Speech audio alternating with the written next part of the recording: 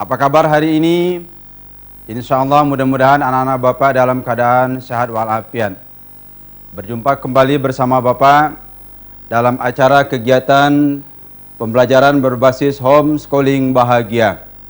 Dalam hal ini Bapak akan sampaikan materi pembelajaran pendidikan agama Islam yang berjudul Mari Melaksanakan Sholat, khusus untuk kelas 4 sekolah dasar.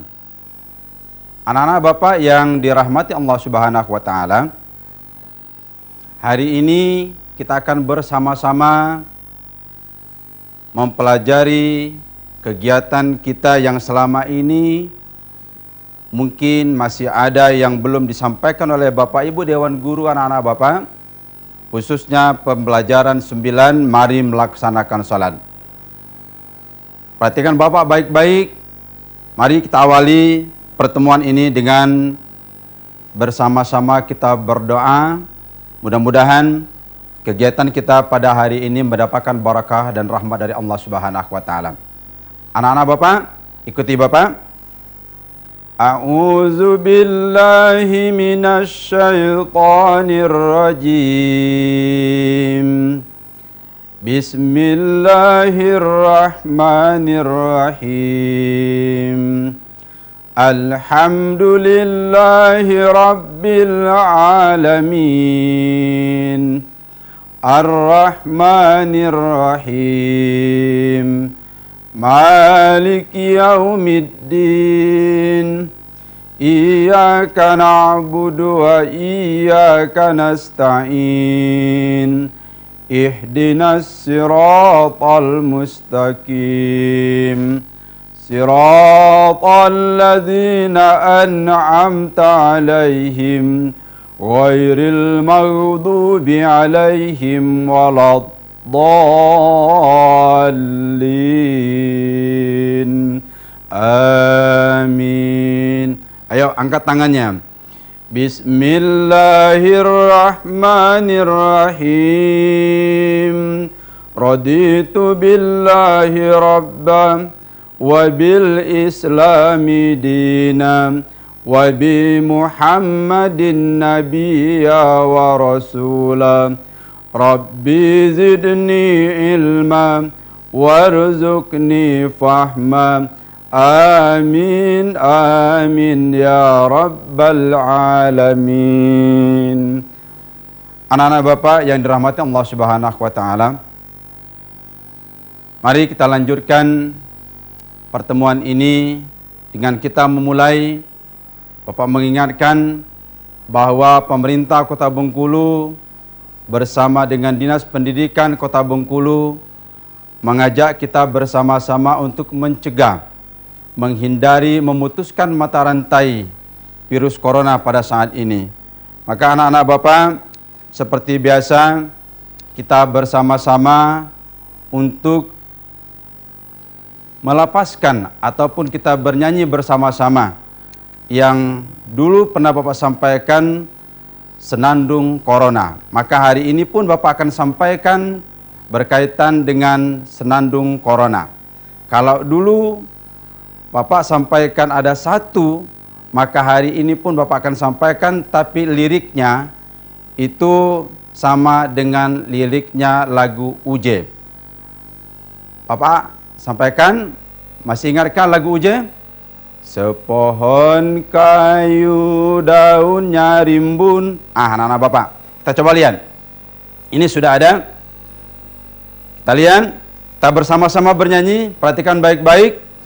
Sebulan penuh kita di rumah, hindari wabah virus corona. Janganlah lupa tetap ibadah, selalu berdoa kepada Allah. Semoga kita dapat hidayah, terhindar dari virus corona. Bapak sudah sampaikan, jangan lihat suara Bapak, jangan dengar suara Bapak. Yang penting anak-anak Bapak bisa melepaskan senandung corona ini dan nanti bisa diingatkan bahwa lagunya berkaitan dengan sepohon kayu. Nanti kita ulangi bersama lagi. Baik anak-anak Bapak, kita akan lanjutkan dengan materi berikutnya. Ada tujuan pembelajaran melaksanakan sholat. Anak-anak Bapak, tujuan pembelajaran dalam kita melaksanakan sholat hari ini, pertama untuk memahami keutamaan sholat. Yang kedua, memahami makna ibadah sholat. Dua itu dulu. Bapak tanyakan dulu, anak-anak Bapak hari ini melaksanakan ibadah puasa tidak? Bapak yakin dan percaya hari ini anak-anak Bapak sudah melaksanakan ibadah puasa yang pertama kali. Tentunya kalau anak-anak Bapak melaksanakan puasa pada pagi hari ini atau hari ini, berarti tadi pagi anak-anak Bapak sudah melaksanakan sholat subuh. Ingat, kalau kita umat Islam diperintahkan Allah melaksanakan sholat itu ada 5. Ada Isya, ada subuh, ada zuhur, ada asar, dan ada maghrib. Tentu rangkaian kelima-lima salat fardu ini harus kita kerjakan. Kata Rasulullah SAW, jika anak-anak sudah berusia 7 tahun, maka anak-anak Bapak sudah mulai dianjurkan melaksanakan sholat. Kenapa? Karena umur 7 tahun itu sudah mulai dibimbing untuk melaksanakan sholat. Begitu juga dengan puasa. Anak-anak Bapak, puasa itu ada yang sudah mulai dari TK dia sudah mulai puasa. Ada yang puasanya setengah hari. Ada yang puasanya sampai jam 3. Ada juga yang sudah mampu sampai penuh. Maka sholat dan puasa itu anak-anak Bapak mulai dari usia kini atau usia kanak-kanak. Biar nanti terbiasa. Kalau anak-anak sudah biasa, TK sudah mulai puasa setengah hari. SD kelas 1 sudah mulai puasa penuh, tapi dia melaksanakan puasanya mungkin hanya 5 hari. Kelas 2 dia sudah melaksanakan mungkin sudah 10 hari. Kelas 3 dia sudah melaksanakan mungkin sudah 20 hari. Berarti khusus anak-anak Bapak kelas 4 hari ini mulailah berangsur-angsur melaksanakan ibadah puasa sebulan penuh. Karena kata Rasulullah SAW, siapa yang melaksanakan ibadah puasa, maka insya Allah nanti akan dikembalikan ke fitrahnya. Kembali seperti anak-anak yang dulunya mungkin ada perbuatan dosa, salah dengan orang tua, dikembalikan seperti kertas putih. Maka dia nanti tidak punya dosa. Mau anak-anak Bapak tidak punya dosa? Kalau anak Bapak tidak mau punya dosa, maka mari kita bersama-sama melaksanakan ibadah puasa. Nah, anak-anak Bapak, ketentuan sholat. Tentu anak-anak Bapak, kalau kita diperintahkan Allah melaksanakan sholat, ada dasar hukumnya. Apa salah satunya? Kalian ada dalam Al-Quran surah Al-Baqarah. Bismillahirrahmanirrahim. Ya ayyuhalladzina amanu sta'inu bis-sabri was-shalah. Innallaha ma'as sabirin. Intinya Allah perintahkan kita melaksanakan sholat itu dengan penuh kesabaran. Maka anak-anak Bapak dalam melaksanakan sholat, Allahu Akbar. Tidak boleh kita melaksanakan sholat itu kalau kita tidak penuh kesabaran. Maka anak-anak Bapak, ketika kita mengangkat tangan, maka harus susuk. Tidak boleh mata kita kemana-mana. Ya. Artinya, anak-anak Bapak, kalau nanti kita melaksanakan sholat dengan mengangkat takbir, berarti kita harus husuk. Tidak boleh kita melihat ke kanan, melihat ke kiri. Paham anak-anak Bapak? Bapak kita lihat ada orang yang kira-kira melaksanakan sholat, matanya kemana-mana. Allahu Akbar. Tidak boleh. Harus fokus. lihat sajadahnya, angkat kedua tangannya. Apakah hukum mengangkat kedua tangan wajib? Tidak. Tapi dianjurkan dan sunnah dia mengangkat kedua tangan. Oke, anak-anak Bapak? Nah, ini salah satu dasar hukumnya. Maka laksanakan sholat itu dengan penuh kesabaran. Yang berikutnya, kita lihat rukun sholat. Rukun sholat itu, Bapak yakin, anak Bapak masih ingat, khusus kelas 4 yang ada di kota Bengkulu, baik negeri ataupun swasta.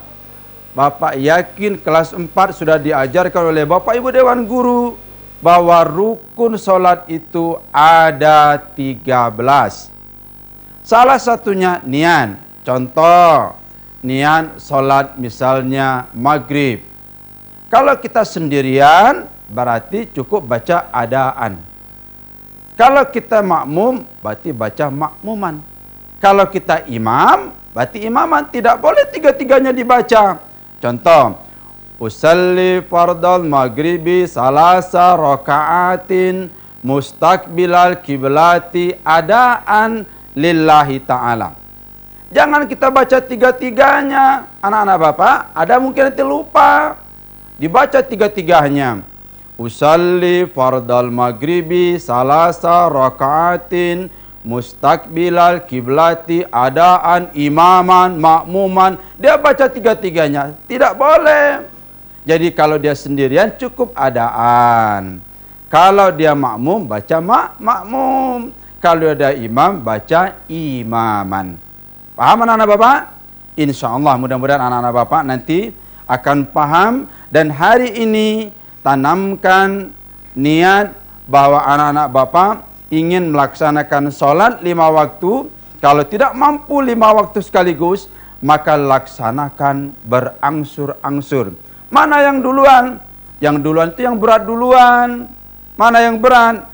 Subuh. Walaupun cuma 2 rakaat sangat berat. Sebab kenapa? Anak-anak Bapak sedang tidur. Sedang enak-enak tidur, diganggu setan. Maka anak-anak Bapak laksanakan sholat subuh itu dipaksa. Sekarang kan sudah canggih, sudah ada handphonenya, hidupkan alarmnya. Jam berapa kita sholat subuh? Subuh misalnya jam 5 kurang 5. Berarti anak-anak Bapak hidupkan alarmnya masih setengah 5. Biar nanti kita bisa siap-siap, tidak ngantuk lagi. Kalau subuh anak-anak sudah terbiasa melaksanakan sholat subuh, Bapak yakin zuhur, asar, maghrib, isya, insya Allah anak-anak Bapak akan mudah melaksanakannya. Terus ada berdiri bagi yang mampu. Takbiratul ihram, membaca surah Al-Fatihah. Itu adalah rukunnya. Terus ruku, i'tidal, sujud. Anak-anak Bapak, kalau di antara salah satu rukunnya anak-anak Bapak tidak kerjakan atau tertinggal, baik sengaja ataupun tidak sengaja, maka sholatnya batal. Sholatnya tidak sah. Kenapa? Rukunnya tinggal. Tapi kalau yang sunnah, boleh. Kalau yang sunnah nanti anak-anak Bapak tertinggal atau tidak dikerjakan, maka sholatnya tetap sah. Jadi ingat, jangan sampai lupa. Kalau rukunnya tertinggal, misalnya lupa membaca surah Al-Fatihah, itu batal itu sholatnya. Allahu Akbar, langsung dia baca. Allahu Akbar kabira walham. Lupa baca Fatihah, langsung dia ruku. Allahu Akbar. Anak-anak, kalau lupa ataupun disengaja, kalau rukunnya yang tertinggal, maka batal itu sholatnya. Tapi kalau yang sunnah itu yang lupa, maka sholatnya tetap sah. Nah, berikutnya ada duduk di antara 2 sujud.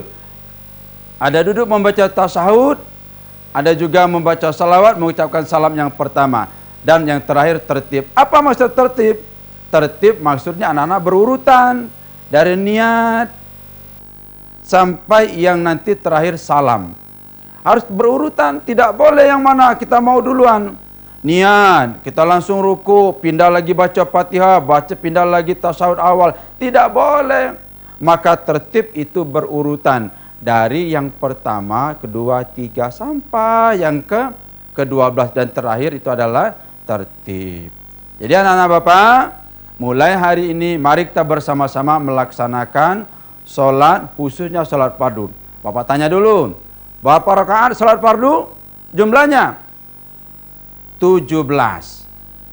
Karena kita lihat Islam, Isya 4, subuh 2, Lohor 4, asar 4, maghrib 3. Berapa jumlahnya? 17. Maka anak-anak Bapak, mulai hari ini ayo berangsur-angsur laksanakan sholat fardu. Sebab kata Rasulullah sallallahu alaihi wasallam, timbangan yang pertama nanti yang akan dihitung itu adalah sholat. Bukan yang lain. Bukan orang yang sudah melaksanakan ibadah haji. Belum. Rukun sholat itu kalau sudah kita kerjakan, mulai dari awal sampai terakhir, sholatnya sempurna, maka insya Allah amal ibadah kita akan diterima Allah Subhanahu wa Ta'ala. Dan nanti yang pertama kali ditimbang itu adalah amalan sholat kita, bukan puasa, bukan haji. Yang pertama yang ditanya itu adalah sholat kita. Ingat anak-anak apa? Berarti kita harus ikuti aturannya. Rukun Islam itu yang pertama syahadatain. Yang kedua, melaksanakan sholat fardu, bukan ibadah haji. Ibadah haji malah justru yang kelima. Berarti anak-anak Bapak, kalau kita sudah sempurna melaksanakan ibadah sholat, maka insya Allah nanti kita teruskan. Saat ini kita sudah melaksanakan ibadah puasa. Terus nanti kita lanjutkan dengan zakat. Kalau Allah berkehendak nanti kita akan diberangkatkan Allah melaksanakan ibadah haji. Amin. Ya Rabbal Alamin. Nah, sunnah sholat. Membaca doa iftitah. Anak-anak Bapak, membaca doa iftitah itu adalah hukumnya sunnah. Artinya kalau nanti kita lupa membaca doa iftitah, Allahu Akbar, langsung kita Fatihah. Batal tidak sholat kita? Tidak batal. Kenapa? Karena doa iftitah itu adalah sunnah. Membaca surah pilihan. Kan setelah membaca Al-Fatihah, kita disunnahkan membaca surah pilihan. Apa mau dibaca? Yang mana yang hafal? Boleh misalnya yang pendek. Qul huwallahu ahad. Yang panjang dikit. Qul ya ayyuhal kafirun. Jadi anak-anak Bapak tidak mesti harus panjang. Untuk apa baca Al-Quran panjang-panjang kalau tidak benar bacaannya? Yang pendek, yang penting bacanya benar. Anak-anak Bapak tidak usah malu.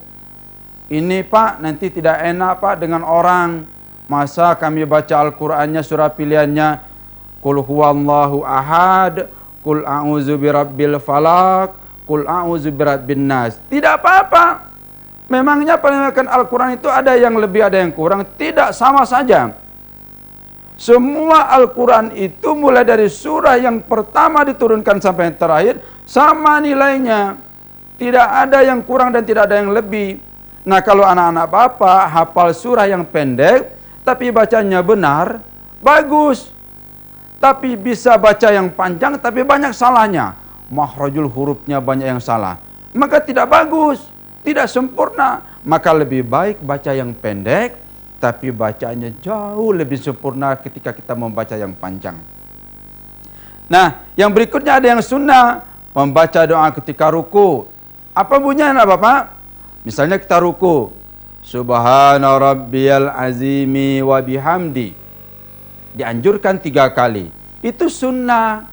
Lantas bagaimana kalau kita lupa? Salatnya tetap sah. Ruku saja, Allahu Akbar.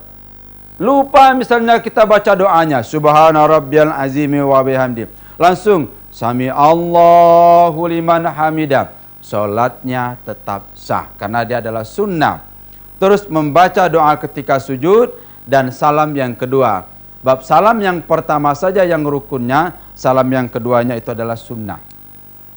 Kita lanjut anak-anak Bapak. Ada syarat salat. Syarat salat itu sesungguhnya pada umumnya hanya 3. 1 Islam, 2 baligh, 3 berakal. Anak kecil yang belum sampai balik, maka dia tidak wajib melaksanakan sholatnya. Tapi kalau dia sudah akil balik, habis masa baliknya, masa kanak-kanaknya, maka dia sudah mulai ada ketentuannya diwajibkan melaksanakan sholat. Maka Islam balik berakal itu adalah kunci pertama, dia diwajibkan melaksanakan sholat fardu. Anak-anak Bapak, ada lagi kita lihat di situ ada syarat sah sholat. Syarat sah sholat, tentu kalau anak-anak Bapak tidak nanti suci dari hadas besar dan kecil, maka sholatnya batal. Kan syarat sah sholat. Kalau ada salah satu saja anak-anak Bapak yang tidak dikerjakan, maka anak-anak Bapak nanti pasti sholatnya batal. Satu, suci dari hadas besar dan kecil. Dua, menutup aurat. Nah, anak Bapak, kalau laki-laki auratnya batas mana? Laki-laki itu auratnya itu mulai dari pusat sampai lutut. Berarti laki-laki mulai dari pusat sampai lutut. Lantas Pak, boleh tidak kami melaksanakan sholat itu hanya kami tutup pusat batas lutut? Tidak boleh. Kenapa? Tidak sempurna. Walaupun kita aurat laki-laki dari pusat sampai lutut. Tapi jangan pula kita melaksanakan sholat kita cukup pakai kain sampai lutut. Tidak boleh. Terus harus tutup semua. Pakai peci, pakai baju yang bagus, pakai kain atau celana yang bagus, yang bersih.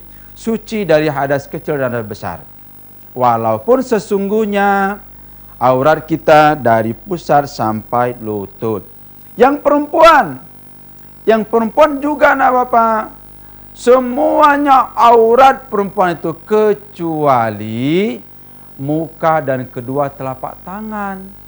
Berarti anak-anak Bapak yang perempuan, kalau sholatnya tidak boleh angkat tangannya tinggi-tinggi. Kenapa? Karena muknanya nanti terangkat.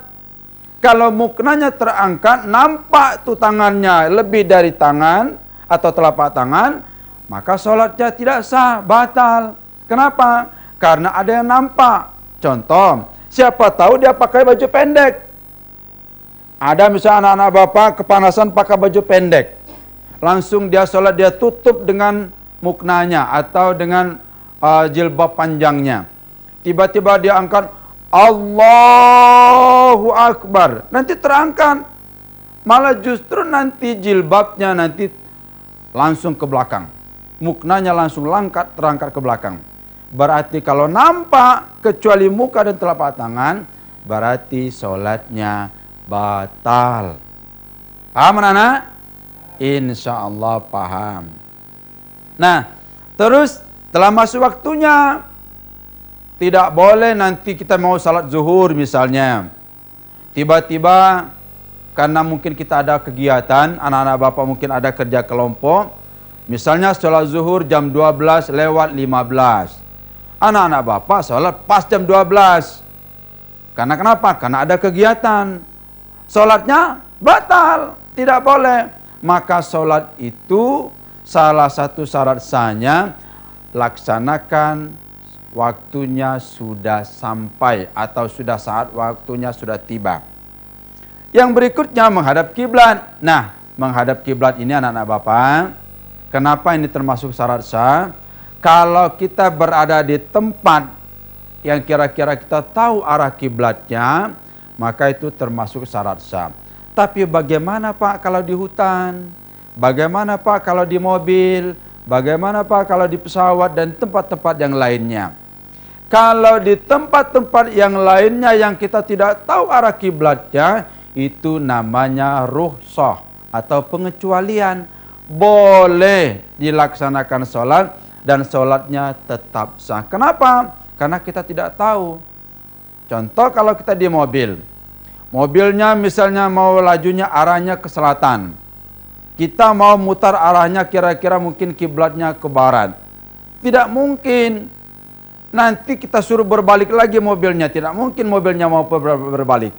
Berarti anak-anak Bapak, kita ikuti arah mobilnya. Kenapa? Karena tidak mungkin kita mencari arah kiblat dalam mobil. Maka yang seperti itu dibolehkan. Di hutan juga sama. Matahari tidak ada, mendung. Tentu kita tidak mungkin mencari kira-kira arah kiblatnya. Karena pedoman orang dulu, kalau bapak dulu punya pedoman anak-anak bapak, kalau di hutan masih ada matahari, maka bapak lihat tuh matahari. Kalau mataharinya misalnya condongnya arahnya mungkin ke kiri bapak, maka bapak sholatnya arah ke kiri bapak.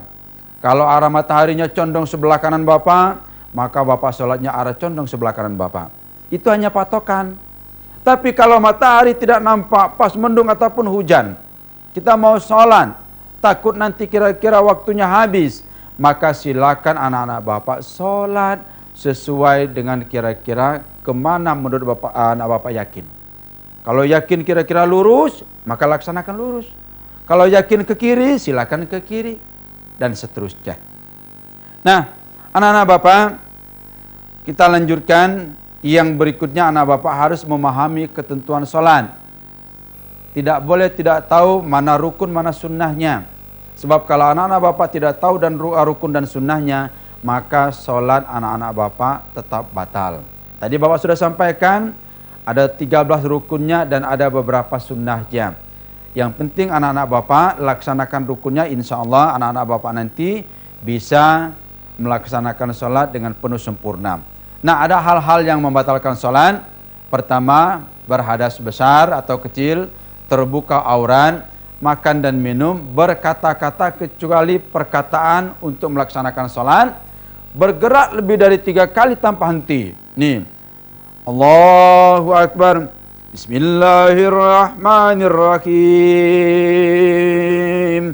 Tarik terus sampai berulang-ulang kali, bahkan mungkin bukan lagi 3 kali, sudah puluhan kali narik-narik. Pindah lagi ke leher ke bagian belakang. Pindah lagi ke bagian belakang kita lagi. Ini batal, tidak boleh anak-anak bapak. Berarti kalau bapak, anak bapak ada kira-kira yang kira-kira gatal, maka anak-anak bapak boleh garutnya tapi sekali dulu. Tarik sekali, berhenti. Nah, nanti masih juga gatal, ulangi lagi yang kedua kali. Boleh.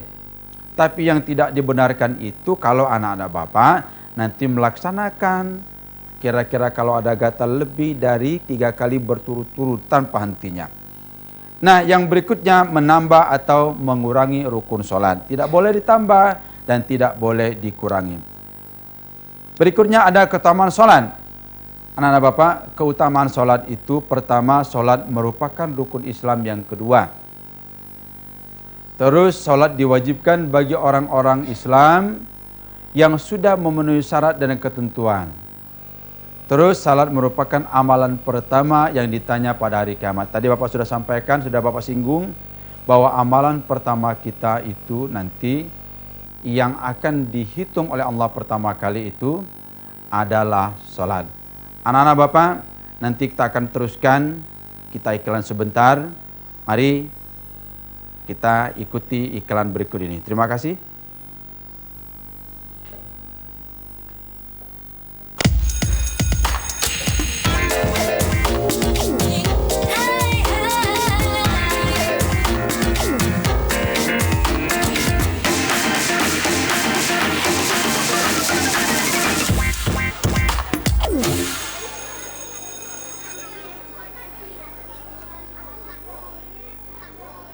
Warahmatullahi wabarakatuh. Anak-anak bapak yang dirahmati Allah Subhanahu wa taala, kita lanjutkan materi kita pada hari ini. Namun sebelumnya bapak ingin mengajak kembali anak-anak bapak biar santai dulu. Kita nyanyikan sekali lagi Senandung Corona kita. Sekali lagi, jangan hina suara bapak. Bapak tidak bisa nyanyi yang bagus. Ayo. Sebulan penuh kita di rumah, hindari wabah virus corona. Janganlah lupa tetap ibadah, selalu berdoa kepada Allah. Semoga kita dapat hidayah, terhindar dari virus corona. Anak-anak Bapak, mudah-mudahan dengan kita menyampaikan ataupun bersenandung ini nanti, anak-anak Bapak tentunya bisakan membiasakan jangan sampai nanti anak-anak Bapak terkena dengan wabah virus corona. Salah satunya jaga kebersihan, hindari keluar rumah kecuali ada yang perlu. Tentu anak-anak Bapak kita bersama-sama berusaha bermohon kepada Allah Subhanahu wa taala, mudah-mudahan penyakit corona kita pada hari ini ataupun dan selanjutnya akan dihilangkan Allah Subhanahu wa taala. Anak Bapak, kita lanjutkan sedikit berkaitan dengan keutamaan salat, dan ingat nanti kita akan lanjutkan dengan kuis. Anak-anak Bapak, ada lebih kurang sekitar 5 sampai 10 menit lagi Bapak akan sampaikan lanjutan keutamaan salat. Yang berikutnya anak Bapak, bahwa salat merupakan amal pertama ditanya pada hari kiamat. Tadi Bapak sudah singgung, kalau nanti anak-anak Bapak sudah melaksanakan salat dengan sempurna, maka kata Rasulullah sallallahu alaihi wasallam, ada beberapa hadis yang disampaikan oleh Rasulullah, ketika ada manusia sudah masuk ke dalam liang lahat, masuk dalam kuburan, maka beberapa langkah kita ditinggalkan oleh pengantar jenazah, kita langsung ditanya oleh malaikat Mungkar wa Nakir. Apa pertanyaan pertama? Pertanyaan yang pertama kita adalah ma rabbuka. Apa nana artinya? Siapa Tuhankah kamu? Maka nanti jawabannya bukan mulut kita yang menjawabnya. Yang menjawabnya adalah iman kita. Kalau kita rajin melaksanakan salat beribadah kepada Allah, maka nanti dia akan menjawab Allah Subhanahu wa taala. Tuhan kita adalah Allah Subhanahu wa taala. Maka lanjut yang berikutnya, man imamuka. Siapa imam kamu? Imam kita bukan imam di masjid, bukan orang tua kita, bukan guru kita. Imam itu artinya yang diikuti. Maka yang diikuti adalah Al-Quranul Karim. Berarti imam kita adalah Al-Quran. Siapa yang menjawabnya? Iman kita yang menjawabnya. Kalau kita rajin sholat, maka insya Allah kita akan bisa menjawabnya. Yang berikutnya nanti juga ditanya, man nabiyuka. Siapa nabi kamu? Nabi kita banyak dari Adam sampai Nabi Muhammad. Tapi ingat, syahadatain itu yang keduanya adalah wa ashhadu anna Muhammadar Rasulullah. Berarti Nabi kita jawabannya itu adalah Muhammad Rasulullah sallallahu alaihi wasallam. Yang berikutnya ditanya lagi, man kiblatuka. Kemana kiblat kamu? Kiblat kita tidak ke selatan, tidak ke utara, tidak ke barat. Jadi kemana Bapak? Kiblat kita arahnya Ka'bah, Mekah Al-Mukarramah. Maka oleh sebab itu anak-anak Bapak, kalau kita rajin sholat, rajin ibadah mendekatkan diri kepada Allah, maka insya Allah kita bisa menjawabnya. Dan yang terakhir nanti kita akan ditanya oleh malaikat menjaga kubur. Yang terakhir itu adalah man ahimuka. Siapa saudara kamu? Saudara kita bukan ibu, bukan ayah, bukan adik, bukan kakak, bukan teman-teman kita, bukan. Saudara kita itu sesungguhnya adalah kaum muslimin laki-laki dan kaum muslimin perempuan. Nah, anak-anak Bapak, Bapak yakin dan percaya kalau anak Bapak bisa menjawab kelima pertanyaan oleh malaikat Mungkar dan Nakir ini, maka insya Allah Allah akan menempatkan kita dalam surganya Allah Subhanahu wa taala. Amin, amin ya rabbal alamin. Maka kuncinya, kalau kita ingin bisa menjawab apa yang ditanyakan oleh malaikat Mungkar dan Nakir, maka laksanakan sholat. Dan yang terakhir, sholat dapat mencegah dari perbuatan keji dan mungkar. tanda orang yang melaksanakan salat yang penuh dengan kehusukan, penuh dengan sungguh-sungguh, penuh dengan keikhlasan, maka dapat mencegah dari perbuatan keji dan mungkar. Contoh, misalnya kita melihat ada buah mangga tetangga, besar, harum, tiba-tiba lapar. Kita punya niat, orangnya tidak ada. Kalau kita ambil satu, mungkin tidak ada yang tahu. Buahnya banyak. Begitu kita mau ambil buah mangga, teringat kita. Nanti kalau saya ambil, Allah lihat, malaikat lihat. Berarti solat kita berfungsi. Solat kita ada maknanya. Kenapa? Karena kita sadar bahwa buah mangga itu bukan milik kita. Maka anak-anak Bapak yang dirahmati Allah Subhanahu wa taala, kalau kita punya keinginan ingin mendapatkan, ingin ngambil mangga tetangga, maka pamit dulu. Bagaimana Pak kalau tidak ada orangnya? Tunggu. Kecuali kalau memang benar-benar kita bakal kira-kira sakit. Ada darurat itu kalau bakal sakit. Kalau bakal sakit, ambil dulu, setelah itu kita kasih tahu dengan tetangga. Ibu, Bapak, mohon maaf, kemarin saya ambil mangga, lapar benar. Kalau mau marah silakan, kalau minta dibayar nanti saya bayar. Maka mudah-mudahan Allah akan memaafkan kita. Kenapa? Karena benar-benar kita membutuhkan pada saat itu. Tapi kalau tidak boleh. Maka anak-anak Bapak jangan coba-coba ambil hak orang lain. Nanti kita ditanya, sedikit pun.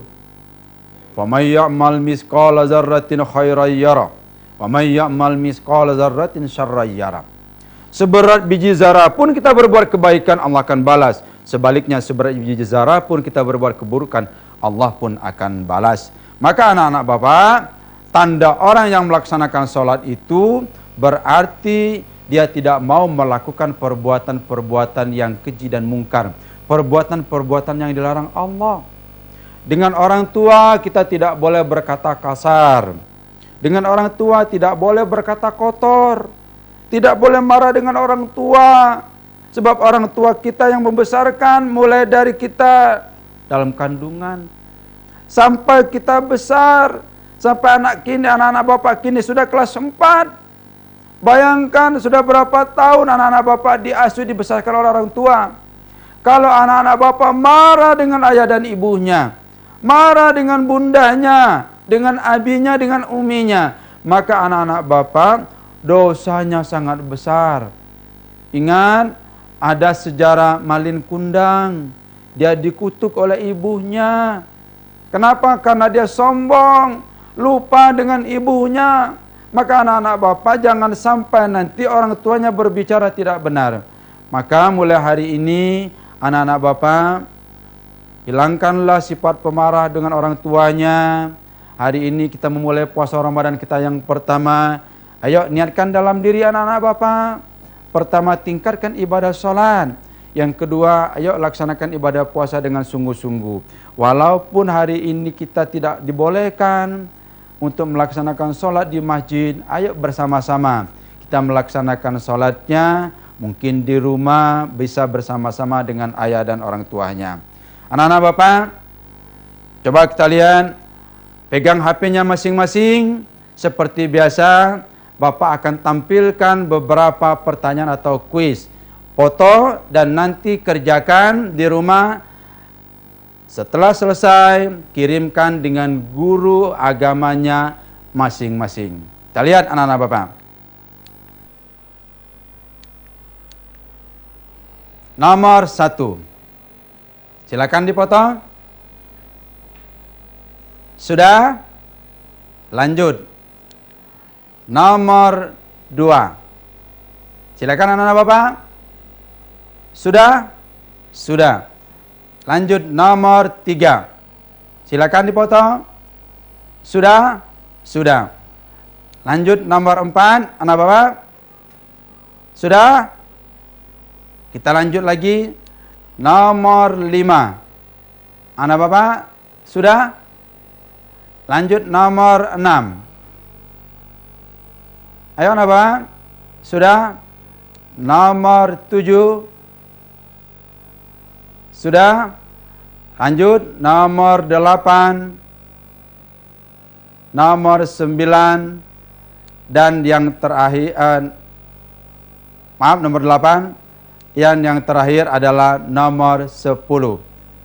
Anak Bapak, ini adalah pertanyaan yang harus dikerjakan dan nanti jawabannya dikumpulkan dengan guru agamanya masing-masing. Terima kasih. Kita lanjutkan anak-anak Bapak, siap-siap untuk ada yang mungkin nanti mau bertanya, maka Bapak akan berikan kesempatan, waktunya ada lebih kurang sekitar 8 menit.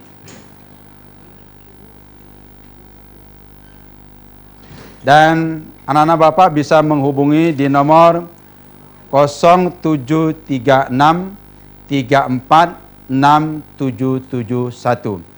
0736 34 6771. Bagi anak-anak Bapak yang ada di Kota Bengkulu yang ingin bertanya berkaitan dengan mari kita melaksanakan ibadah sholat, maka Bapak persilakan. Halo, assalamualaikum.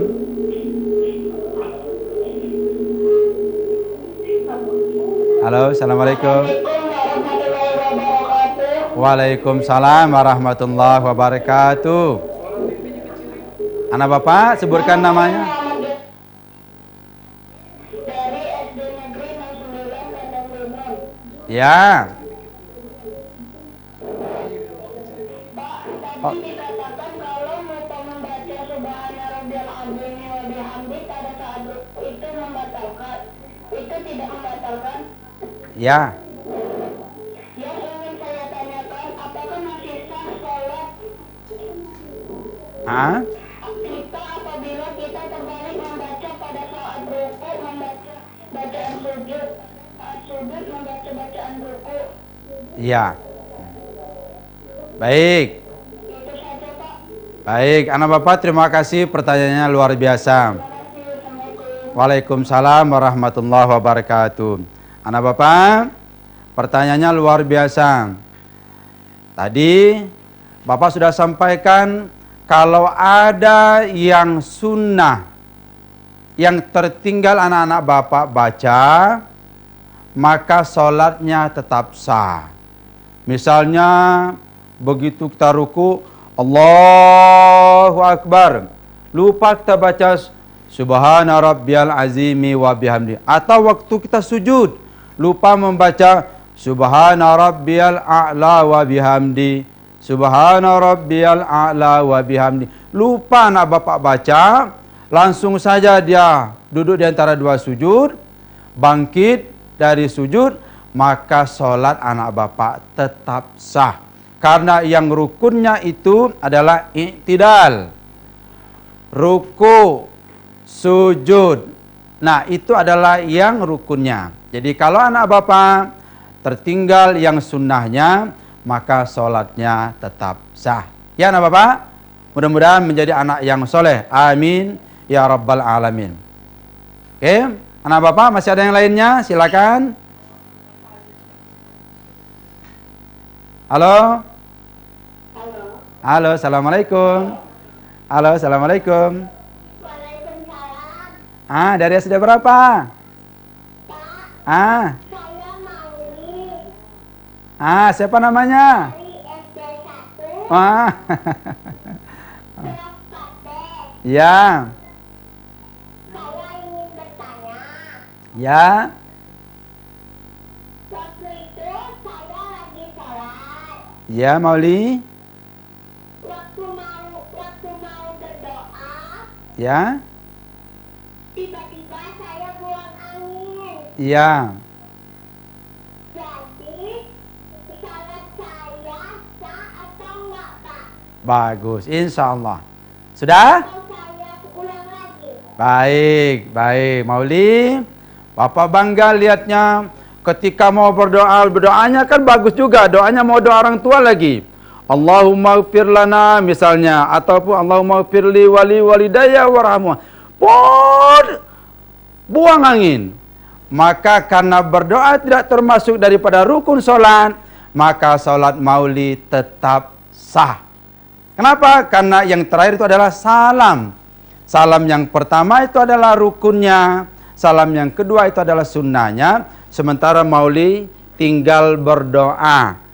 Batal tidak sholatnya? Sholatnya tidak batal, tetap sah. Ya mauli dan tidak perlu diulang sholatnya. Insya Allah, Allah Maha Pemaaf dan mengampuni semua. Karena kan mauli kan tidak sengaja. Ya namanya tidak tahan buang angin. Ya, jadi sholatnya tidak perlu diulang. Terima kasih. Mauli, assalamualaikum warahmatullahi wabarakatuh. Oke, masih ada anak bapak?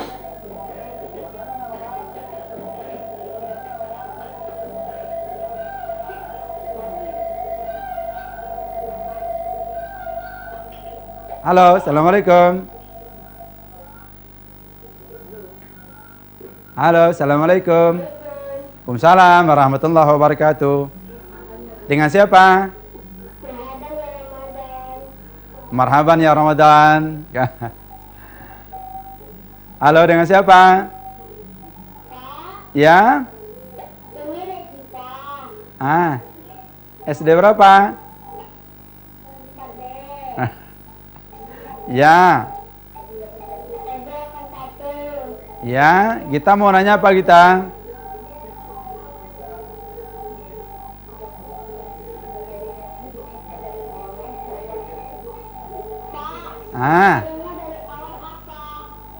Apa kita?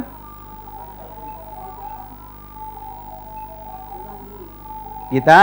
Apa pertanyaannya kita? Aduh. Putus. Mohon maaf kita. Halo kita. Oke, halo, ada yang lain? Mohon maaf kita, Bapak tidak dengar pertanyaannya. Halo, assalamualaikum. Halo, assalamualaikum. Halo, assalamualaikum Pak. Waalaikumsalam warahmatullahi wabarakatuh. Saya Brahma dari SD 1 kelas 3. Ya, nama. Brahma Pak. Ya. Pak. Ya. Waktu itu Brahma sholat. Sudah sampai tasyahud akhir.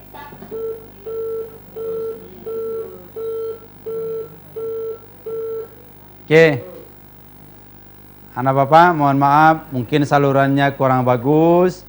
Jadi teleponnya terputus. Oke, silakan yang terakhir.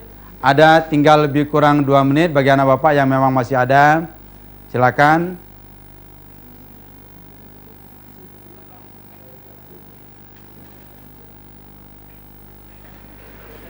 Oke, anak Bapak, mungkin untuk interaktifnya Bapak batas ini, maka Bapak akan berikan satu kesimpulan bahwa pembelajaran kita pada pagi hari ini, pertama, anak-anak Bapak, ayo berangsur-angsur laksanakan sholat fardu. Sholat yang pertama kali yang akan dihitung Allah Subhanahu wa Ta'ala nanti adalah sholat fardu. Yang kedua, tanda orang yang melaksanakan sholat itu adalah dia terhindar dari perbuatan keji dan mungkar.